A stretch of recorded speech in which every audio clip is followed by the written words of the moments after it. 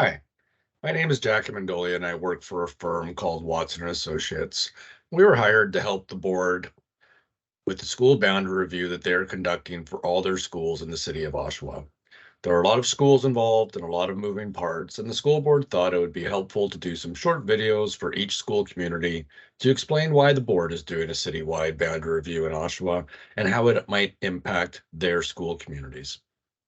Before we get into any of the data specific to Monsignor Philip Coffey, I want to take a minute to just talk a little bit about the process, some of the next steps, and a couple of minutes just about why a school board does a boundary review and some of the conditions that are typically present in a school boundary review. The material that is being presented is based on options that the Board of Trustees agreed to have staff take to the community for input. These are not the final recommendations, but really are intended to provide potential options for your input and feedback. The committee, made up of various board staff, school principals, and a school council representative from each school, will review the feedback and then prepare final recommendations. Those recommendations will be brought back to all of Oshawa via virtual meeting on May 4th, 2023. So why does a school board do a school boundary review or an attendance area review? Well, there's a variety of reasons why a board might conduct a review. Right now, we're going to explore some of the main ones.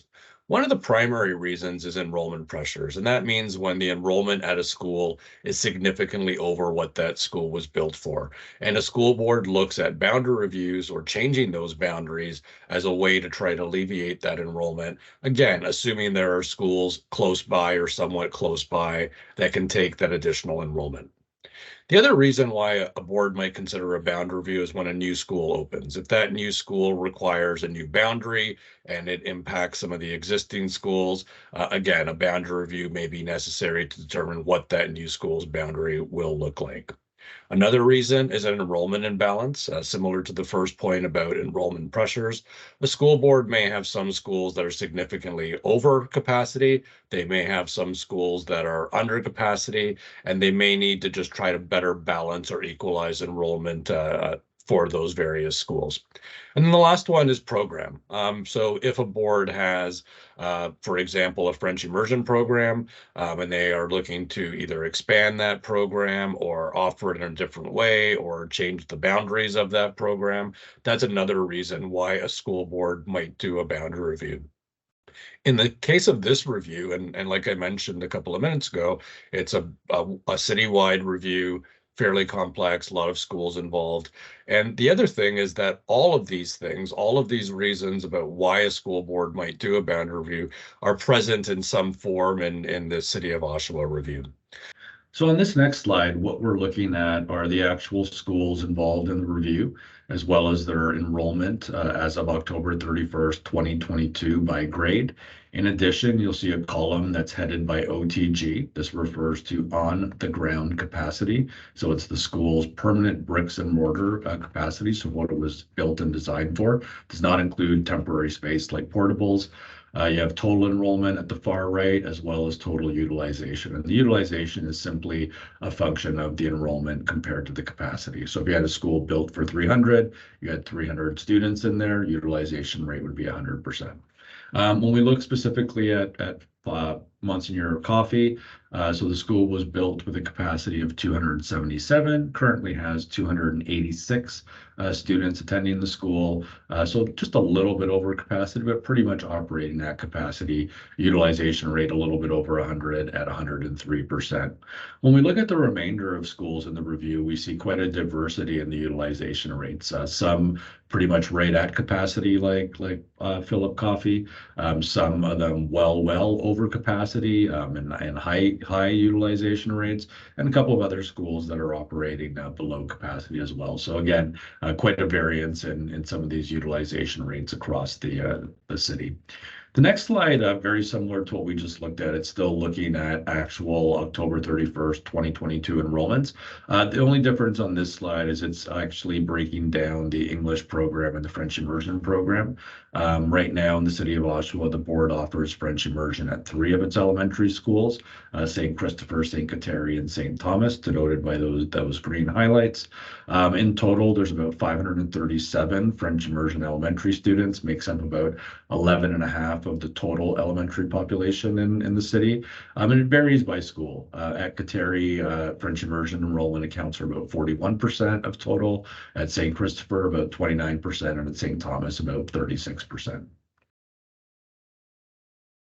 This slide is looking at the actual boundaries. So we've talked about school boundaries and reviews and looked at some enrollments and utilizations, but this gives you a better spatial and visual picture of exactly what these boundaries look like, how big and small they are, where they are located in the city, how they relate to each other. It shows you where the actual school building is located in that boundary, denoted by those yellow buildings with the flag. So at the very bottom of the map, you see your school's boundary, Philip Coffey, at the bottom inside that red circle. The next slide, very similar to what we looked at in terms of staying on the school boundary perspective. All it's doing here, though, is it's taking those school boundaries and adding a heat map to it. And the heat map is based on the utilization rates we just spoke about a minute ago. Anywhere you see sort of orange or darker orange or red colors, those are schools that are utilized over capacity, high utilization rates. Anywhere you see more of these green colors, like Philip Coffey, those are schools that are utilized pretty much at capacity. And anywhere you see sort of these cooler blue colors, that indicates that that school has some surplus space. The scenarios considered for part of this review really fall into a few main categories.